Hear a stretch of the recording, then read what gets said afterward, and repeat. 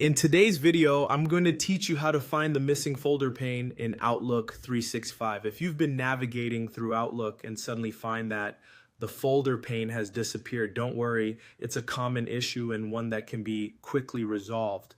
We'll go through each step to get that essential part of your dashboard back in view. First, you'll want to head over to the Microsoft Outlook page on your preferred web browser. Once you're there, locate and click on the Sign In button to access your account. You'll be prompted to enter your login details on the Sign In page.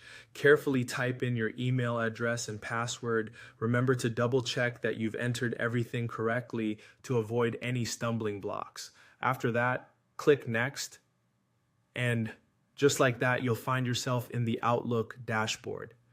Now that you're on the dashboard, we need to focus our attention on the top left corner of the page. Here, you'll notice three horizontal lines, often referred to as the hamburger icon. Clicking on these lines is one way to toggle your folder pane back into view, but Outlook often has multiple ways to achieve the same result, giving us options. If clicking the three lines doesn't quite do the trick, or if you prefer accessing settings in a different way, you can achieve the same goal by navigating to the View tab. This is usually located at the top of your Outlook window, among other menu tabs like File and Home.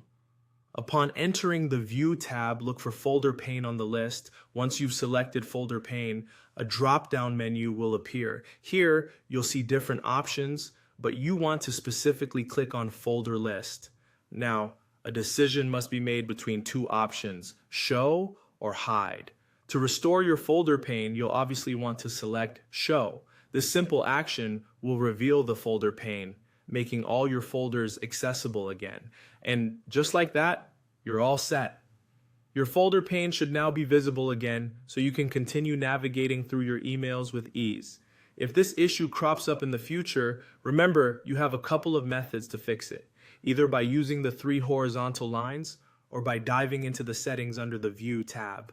By following these steps, not only have you restored the missing part of your dashboard, but you've also familiarized yourself with some of the flexibility and accessibility options Outlook 365 provides its users. I hope this guide was helpful and you now feel confident in managing your Outlook interface.